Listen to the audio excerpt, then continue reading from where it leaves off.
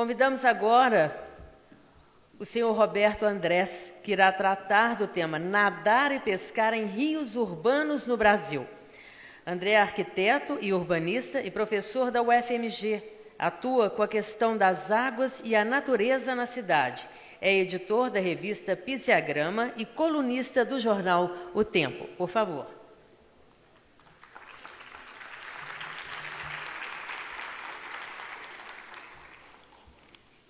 Gente, o Alessandro trouxe uma história, né, para a gente ver, mas na verdade eu vim aqui contar que esse modelo deu muito certo. Essa é a propaganda do Boulevard Arrudas de 2009, uma propaganda que falava, né, o trabalho do governo de Minas está transformando Belo Horizonte para você. Mostrava um Boulevard Arrudas triste, né, lá um rio Arrudas todo canalizado e tal. E embaixo ele já coberto como se fosse uma imagem virtuosa, né, de transformação disso. Outras propagandas desse tipo de obra, de asfaltamento, rodoviarismo, né, aumento desse espaço para automóveis, muitas vezes cobrindo os rios. Né, uma propaganda disso também na imprensa mineira, chamando a pista central do Boulevard Arrudas de um oásis urbano. O rio está enterrado ali embaixo. Isso deu tão certo que o pessoal de Paris decidiu copiar. Então, esse é o Boulevard Sena, em que foi coberto o rio Sena para a pista para automóvel. Né? Assim, ao invés de ter aquele rio que passava lá, foi feita uma obra que Belo Horizonte foi a vanguarda. Né? Então, a cobertura do rio Arrudas gerou a cobertura do rio Sena, e as pessoas, inclusive, continuam fazendo seus piqueniques na beira do Sena, só que agora na beira de uma pista asfaltada. Né? Também Londres cobriu o rio Tâmisa com uma obra semelhante, inspirada no Boulevard Arrudas, né? Que é uma obra pensada pelo Fernando Pimentel, junto com Aécio Neves, né? Foi a primeira parceria deles. A segunda foi o Márcio Lacerda.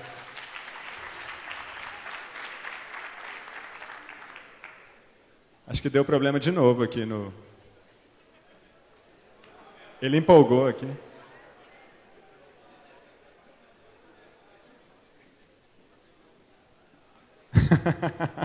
O Alessandro está achando que é censura aqui. Ah, funcionou. Veneza também, né? Veneza também acabou cobrindo o seu rio, inspirado no que a gente está fazendo aqui. Mas é tudo mentira, né, gente? Felizmente, esse é um trabalho que eu fiz há muito tempo, na época do lançamento do Boulevard Arrudas, em 2009, publiquei numa revista, e era uma provocação para que a gente pudesse pensar. Se aplicássemos os mesmos métodos urbanos que estamos fazendo aqui, em cidades que são admiradas mundo afora, o que os nossos governantes, que adoram ir passar o fim de ano nessa cidade, suas férias, o que eles achariam? Né? Eles iam continuar achando que é uma boa ideia cobrir o rio Sena, cobrir os canais em Veneza, cobrir o rio Tâmisa, cobrir o Tevere em Roma, etc.? Eu acho que não. Né? Esse imaginário ele é muito admirado. Então, essa era uma provocação nesse sentido. O rio Sena continua lá. Ele está lá funcionando e tem... Só que eles têm uma novidade que é no outro sentido. A novidade é que essa pista de automóveis que foi construída na década de 60, ao lado do rio, ela vai deixar de existir. E ela vai virar parecida com o que foi feito em Medellín, alguma coisa assim. Esse é o projeto para a borda do Sena, um projeto de parque, de área verde, de vegetação, que foi aprovado no ano passado pela Câmara de Vereadores, lá pelo Conselho, em Paris, e que vai ser levado adiante uma retirada de pista de automóveis. Até num sentido mais avançado, e muito interessante o que foi apresentado por Medellín aqui, mas até num sentido de talvez nem haver necessidade desses túneis. Né? O trânsito se adequa para quando você retira esse tipo de espaço para automóvel. Isso já aconteceu em Seul, foi apresentado esse caso aqui no último seminário de revitalização de rios. Nesses viadutos aí passavam mais de 1 milhão de carros por dia. E aí foi feito aquilo, foi transformado num rio urbano em que se tirou todos esses automóveis. Né? Você criou isso no centro da cidade, onde você tinha poluição, barulho, violência, zilhões de carros passando. Essa obra foi feita em 2003, 2004. O que é interessante dessa obra é que quando você olha a velocidade média do trânsito no centro de Seul, ela cai nos anos da obra, ela tinha 16 km por hora, ali em 2000, 2001. Nos anos da obra, ela cai, chega a 13, rapidamente se recupera e já está de novo no mesmo nível. Então, a gente tem uma ideia, essa ideia ainda persiste, de que se você aumentar pistas para automóveis, você vai melhorar o trânsito. Essa ideia é mentirosa. Os automóveis, eles não funcionam como a água. O líquido, né, se você aumentar a dimensão de um tubo, você vai ter uma vazão maior. Esse é o princípio líquido. A gente pensa que os automóveis funcionam assim.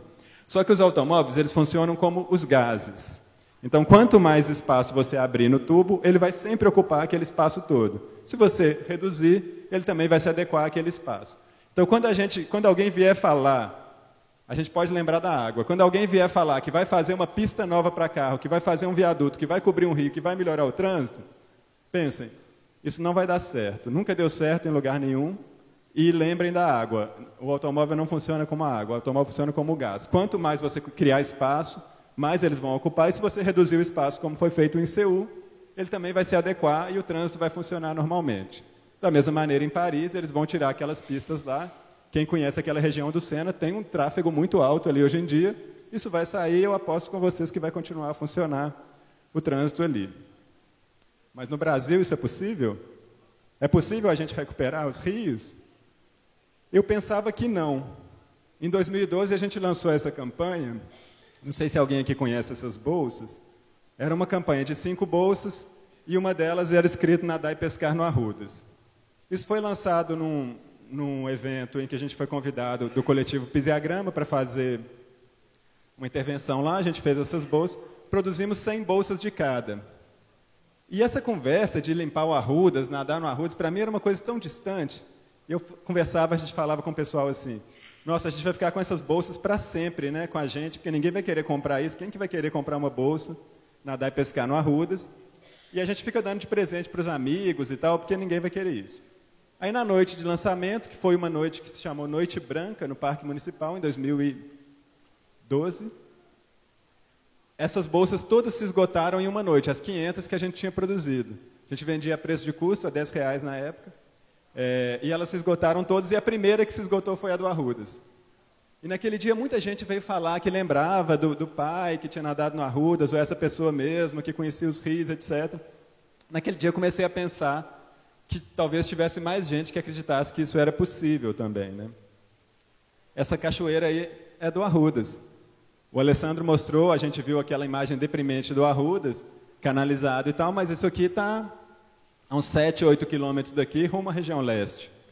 Nós temos um cenário como esse, muito próximo de onde a gente está. Essa é uma outra história que aconteceu em 2013 e que foi interessante também para ver como que as pessoas viam. Um dia, o Alessandro falou do Córrego do Leitão, um dia na rua Padre Belchior, que é onde passa o Córrego do Leitão, apareceu essa placa, no sábado de manhã, anunciando a renaturalização do Córrego do Leitão, com a imagem ali, eu não sei se vocês estão vendo bem, né, do córrego ali, canalizado, mas com espaço para as pessoas, com passagem, muito parecido até um pouco com aquele cenário de Seul. E as pessoas paravam em frente a essa placa e ficavam conversando, e aquilo atraiu muita atenção ali. Na verdade, a gente até se conheceu nesse dia, né? O Alessandro desceu para lá, a gente ficou lá conversando, ele falou, eu faço aquele blog com o Raul Del Rey e tal, e a gente ficou amigo a partir desse dia. E nesse dia passava muita gente ali, e as pessoas falavam, nossa, mas isso é muito legal, meu avô nadou nesse rio, e outro falava, isso é um absurdo, onde que vai tirar o espaço dos carros? Aí outro falava, isso aí é uma pouca vergonha, vai juntar maconheiro. Mas a gente pensava, bom, que bom, né? Mas a placa estava lá, gerando um debate que nós não temos. Ela criou ali um microparlamento de aquele quarteirão, ele deveria ter o seu rio aberto ou ele deveria ter pista para automóvel? A quem interessa ter pista para automóvel e a quem serve ter o rio aberto? Esse debate começou a acontecer. A placa ela ficava atraindo as pessoas e elas olhando e circulando lá. A placa tinha lá as logomarcas do Brasil, Brasil, país rico, tem rio e pescaria, Caixa Econômica Federal, o Banco da Água do Povo, Ministério do Meio Ambiente, o valor total da obra, ia ficar pronto antes da Copa do Mundo e tal.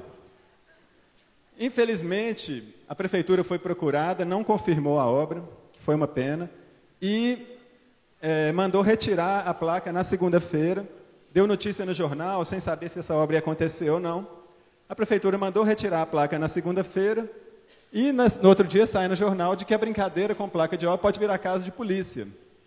Então a polícia estava querendo ir atrás de quem fez uma logomarca, utilizou uma logomarca falsa, mas não estava querendo ir atrás de quem estava poluindo os rios, de quem estava cobrindo o rio para esconder a sujeira debaixo do tapete e jogar esgoto nele.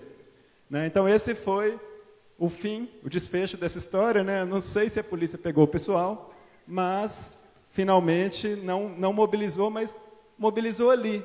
Não mobilizou a prefeitura, mas mobilizou muita população que passou ali. E aquele debate pôde acontecer, ele saía assim, ó. Acho que ninguém ali sabia mais que existia o córrego do Leitão, né? Da mesma maneira, uma cachoeira maravilhosa como essa, alguém sabe onde é, gente? Oi? Não é Ribeiro de Abreu, não. Novo Arão Reis, Cachoeira do Onça, 10 quilômetros daqui. Cenário de Serra do Cipó, a 10 quilômetros daqui, com essa paisagem maravilhosa. E o Ribeirão do Onça completamente poluído. Né? A gente não está só na bacia do Ribeirão Arrudas, né? A cidade de Belo Horizonte está na bacia do Ribeirão do Onça, que é uma bacia maravilhosa, que em grande parte dela ela mantém uma situação de leito natural do rio. Uma situação como essa é um privilégio uma cidade ter. O rio desse não deveria estar cheio de lixo. Né? E da mesma maneira, no Onça, a gente teve uma possibilidade de experimentar um lugar de corredeiras como esse e tal. Também em outros testes desses, né, de ver como as pessoas reagem, já que as águas ficaram tão esquecidas, ao levar um bloco de carnaval, em 2016, para uma expedição que no final terminou nessa prainha, na beira do Onça, onde o córrego do Isidora desemboca no Onça.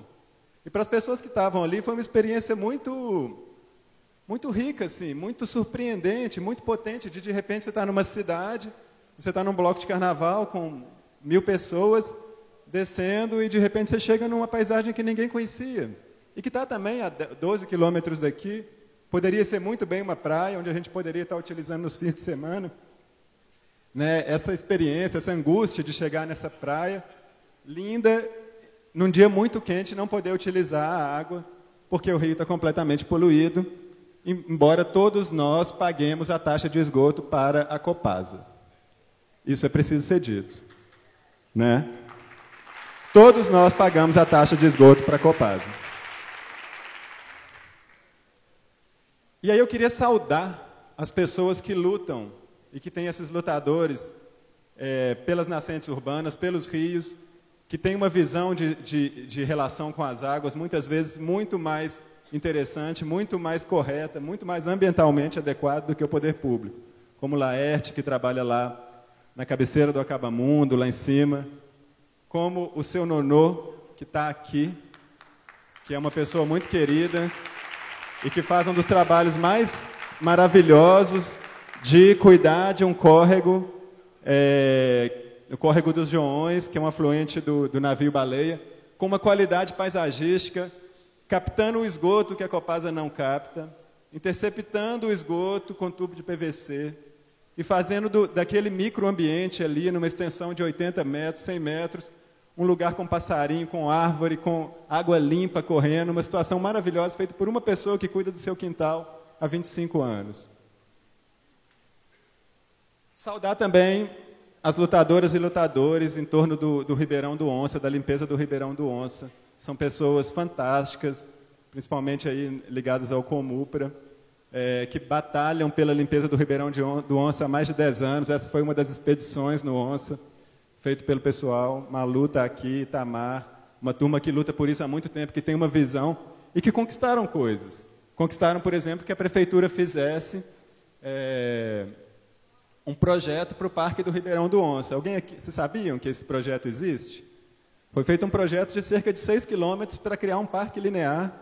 Um projeto complexo, demanda 2.000 desapropriações em áreas de inundação, que poderia gerar um parque muito legal no centro de Belo Horizonte, naquela paisagem que a gente viu, naquela prainha que a gente viu, naquela cachoeira que a gente viu, espaços como esses. Até lembrando um pouco que a gente viu de Medellín. Só que isso, quando vai para a vida real de uma gestão pública que tem pouquíssimo investimento em periferia, em que as coisas são lentas, etc., vira isso. Esse era o estado do projeto do Parque do Ribeirão do Onça, há um ano atrás, ou menos, há 10, 11 meses atrás, em que as demolições começaram a ser feitas, foram interrompidas no meio, o terreno ficou lá com entulho, etc. Um processo lento, gerando degradação no centro do bairro, atraindo pessoas para jogarem mais entulho lá. Então, existe uma, né? Até voltar naquela imagem, um abismo entre o projeto, quando você consegue que a prefeitura faça um projeto correto, e a realidade de uma execução, do cuidado, do investimento público adequado para fazer isso em regiões que, historicamente, não foram bem tratadas, né, ou foram, muitas vezes, esquecidas. Então, desse processo, eu vou contar um processo rápido que a gente fez pela Escola de Arquitetura da UFMG, a convite do Comupra, do pessoal que mobiliza pelo Ribeirão do Onça, que foi um processo participativo para transformar esse espaço num protótipo do parque. Não dá para esperar a prefeitura, infelizmente, e a sociedade precisa agir, e a visão de que há ali é de que é preciso fazer esse parque via protótipos comunitários. Não será possível esperar a desapropriação de 2.000 casas para que a prefeitura venha fazer um parque. Né? Isso aí a gente já viu histórias muito semelhantes na cidade, que a prefeitura cerca a área, promete fazer o parque um dia e rapidamente a área já está reocupada, está toda degradada, ou vira um lixão. Então, foi conduzido nesse processo, um processo participativo, junto com o pessoal do Oasis, Belo Horizonte, fazendo a maquete, pensando aquilo, pensando sonhos para o bairro, etc. Esse era um dos sonhos que estava lá, Rio Limpo, maior, com grande vazão, evitando inundação, né, mais árvores, sem esgoto, reciclagem no bairro, avenida. E esse foi o mutirão que foi feito para pegar, então, na beira do rio, onde antes estava entulho, onde antes tinham casas que eram inundadas, onde depois ficou um entulho que foi largado. Teve um apoio da Urbel para a gente conseguir fazer isso também. Fazer uma área de lazer, fazer um parquinho, as crianças trabalhando, pintando, e constituindo um parquinho na beira do rio, né, uma coisa muito modesta, muito simples, feita em mutirão, mas muito no sentido do que foi dito aqui, de que esse contato com a água ele é fundamental. A gente só vai avançar na limpeza desses rios se a gente intensificar esse contato com a água, e a gente só vai avançar numa cultura e numa pedagogia ambiental que coloca a água no seu devido lugar, se a gente começar a conviver com a água nas cidades, onde a gente mora. Não adianta a gente imaginar que o meio ambiente está lá na floresta amazônica, não adianta a gente imaginar que o meio ambiente está lá no Rio São Francisco. O meio ambiente está aqui, no nosso quintal. Aqui a água precisa entrar no solo, aqui as nascentes precisam correr, aqui a gente precisa ter arborização urbana. O meio ambiente faz parte da nossa vida. Esse era o princípio que se trazia ali.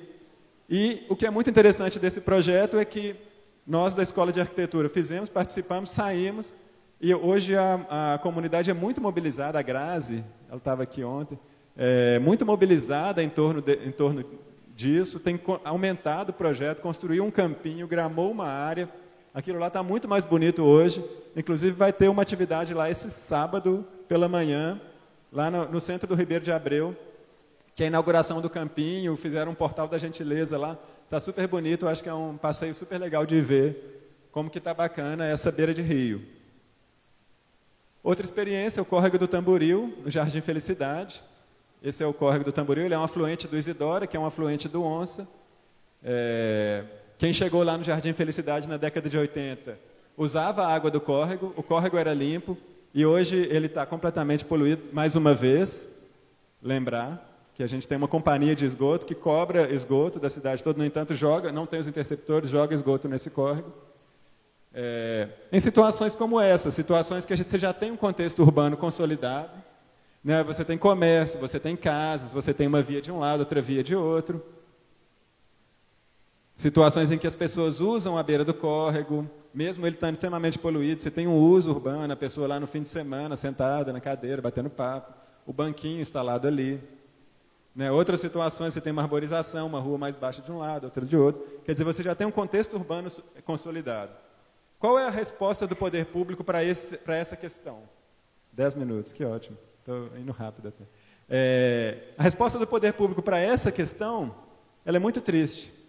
Ela poderia ser isso, que o poder público já fez em Belo Horizonte, por exemplo, o Parque da Nossa Senhora da Piedade, ou várias outras obras do Drenurbis, quando o Drenurbis era um projeto correto, adequado, pensando no meio ambiente, o Parque 1º de Maio, Baleares, em que você tem o contexto anterior era o de cima, o córrego com esgoto, as casas em situação precária à beira do córrego, e o que foi feito é o que está embaixo. Né? Você tem o córrego com pista de caminhada, arborizado em volta, com plantas e tal, correndo em leito natural, etc. É o que a gente tem que fazer com essas áreas. Isso já foi feito em Belo Horizonte. A gente já teve uma política de tratamento de cursos d'água muito boa, com obras que foram inauguradas aí em 2008, 2009, quer dizer, projetos que vêm do início da década passada. Infelizmente, Majô está aqui, foi uma das lutadoras para que esses parques acontecessem. Salva de palmas aí, porque é gente brava mesmo, da luta. Infelizmente, essa política foi desmontada, e o próprio Drenurbis começou a canalizar córregos de uma maneira completamente violenta, abrupta, com canalizações de concreto, completamente distante disso aí. E o projeto que veio para o Jardim Felicidade, talvez vocês não consigam ver aí, mas também foi isso que foi apresentado para a comunidade, que era muito difícil ver. Ali no meio tem um córrego, tem aquela areazinha ali, e dos dois lados são avenidas de 15 metros para cada lado. Vamos voltar naquela imagem? Tenta imaginar uma avenida de 15 metros aí para cada lado. O que acontece com um lugar desse? Você tira toda a população que está instalada na beira do córrego, em um córrego onde não há problema de cheia, de enchente, etc. Você tira toda a população, você vai criar, como tem um desnível, você vai criar aquilo que a gente vê, aquele urbanismo que é a cara da última gestão de Belo Horizonte, né, que é a Avenida Antônio Carlos, muro de arrimo, talu de gramado, aquelas aberrações, né, de quem não soube lidar com o contexto urbano e fez um tipo de obra extremamente violenta, tratorada, né? Isso aqui é uma tratorada. Isso aqui é uma tratorada. Se isso aqui fosse feito, aqui não, você abstrai completamente o contexto. Mas é esse o projeto que a Prefeitura de Belo Horizonte fez em 2011 e não apresentou para a comunidade, não fosse a pressão, até 2017, quando se conseguiu que numa audiência pública isso fosse apresentado. 15 metros de cada lado, destruindo nascentes, destruindo escolas, destruindo um bairro que já existe. Para fazer o quê? Fazer o quê? Quem que vai passar nessa avenida? Isso interessa a quem? Essa avenida vai resolver que problema de trânsito? Ou interessa a empreiteira que vai construir? A comunidade disse não nessa audiência pública, foi muito interessante esse processo de engajamento da comunidade. E a gente iniciou, né, a Prefeitura iniciou e nos convidou também, porque estavam participando desse processo, pela Escola de Arquitetura, para participar de um processo que foi a reivindicação da comunidade. Queremos um projeto como o do Ribeirão do Onça. Queremos um projeto participativo, como que foi conseguido pela turma do Comupra. E esse processo participativo estava sendo elaborado quando, mais uma vez, em meados de outubro, a Prefeitura recuou, não levou adiante, e a comunidade tomou uma posição, falou, se eles não fazem, nós vamos fazer. Então, esse é um processo que foi feito principalmente nos meses de outubro e novembro, está fresquíssimo, uma série de reuniões, de assembleias, participação de um pouco mais de 100 pessoas nas várias reuniões e entrevistas, etc., discutindo o córrego, como que esse córrego poderia ser, quais são os problemas do bairro, pesquisas de opinião coletadas, como você se desloca no bairro, a pé 50%, né? Ônibus outros 25%. Quer dizer, mentira, a pé 65% e ônibus 32%. Então você tem um grande deslocamento a pé e de ônibus, e o projeto vai saber por quê, né? Transformava aquilo tudo numa grande avenida, destruindo a possibilidade de fruir de um córrego urbano. Como você se desloca fora do bairro, a grande maioria de ônibus, é um bairro que, né, está nos bairros mais de menor renda per capita de Belo Horizonte. Na sua opinião, o Jardim Felicidade possui espaço de lazer, né? 67% não? É verdade. Se você for lá, você vai ver que tem muito pouco. Uma academia da cidade ali, uma pracinha pequenininha ali, acolá. E esse grupo foi fazendo, a gente foi fazendo um trabalho, o grupo está aqui, uma parte do grupo, Elisa, Baruch, uma turma que foi trabalhando, a gente montou um projeto na universidade, foi trabalhando com as pessoas para chegar, expedições pelo bairro, para entender o contexto, analisar, para chegar numa coisa que é completamente diferente daquele corte que a gente viu daquele projeto de avenida. É entender, seccionar o rio, entender cada trecho dele, no seu contexto específico, quais os problemas que ele tem, quais as dificuldades, como que ele pode ser potencializado ali, aonde há demanda viária, aonde não há, aonde há casas com risco, aonde não há, e como isso precisa ser trabalhado. Um tipo de identificação que tenta respeitar o local e fazer uma intervenção que não seja violenta com quem está lá e com a história de quem constrói aquele bairro, né? Então, pegando trecho por trecho, tentando entender, fotografias, etc. Trechos como esse, agora vocês imaginem a tal avenida passando em lugares como esse, que são praticamente parques pré-estabelecidos, né? Ali era a sede da antiga Fazenda Velha, que existia ali na região do Tamboril. Você tem ainda um paisagismo desse período, áreas verdes, etc.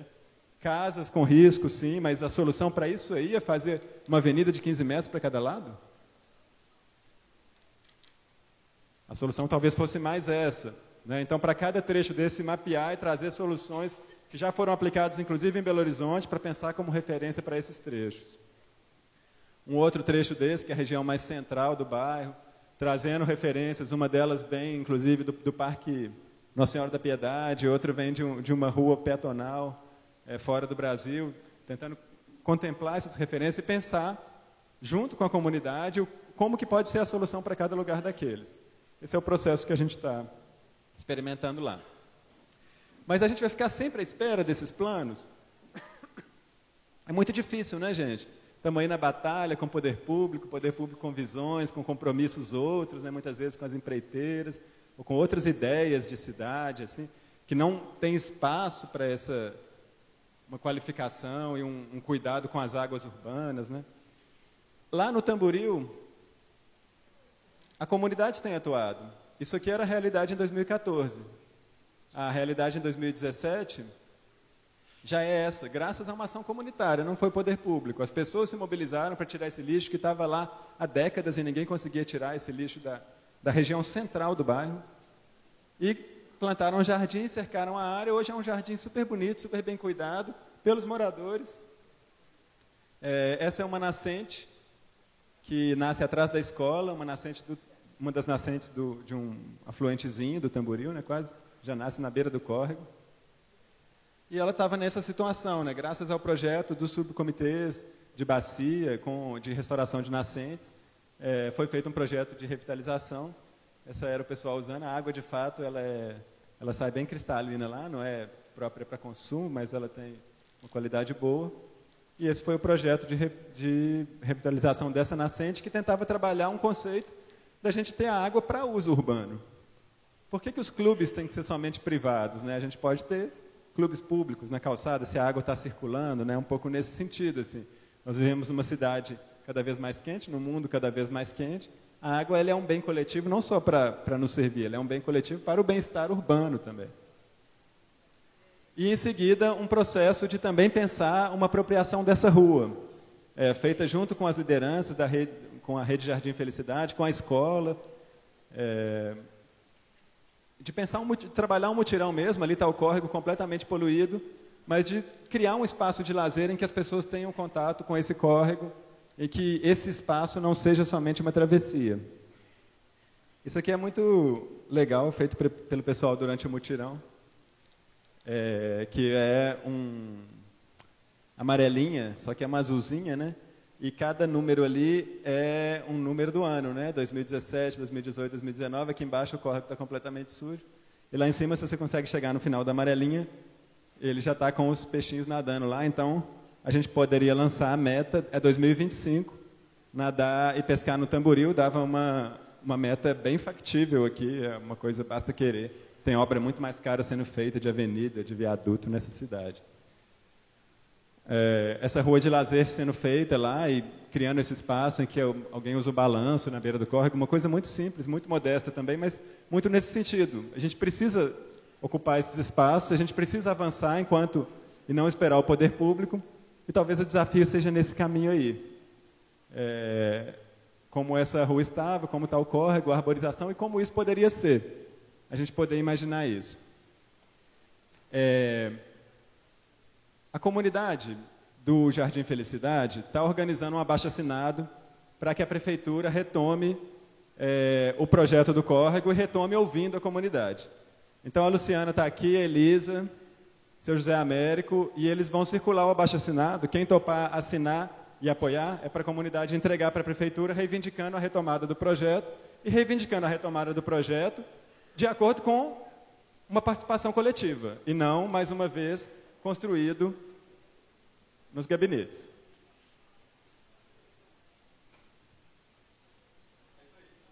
É isso aí, obrigado.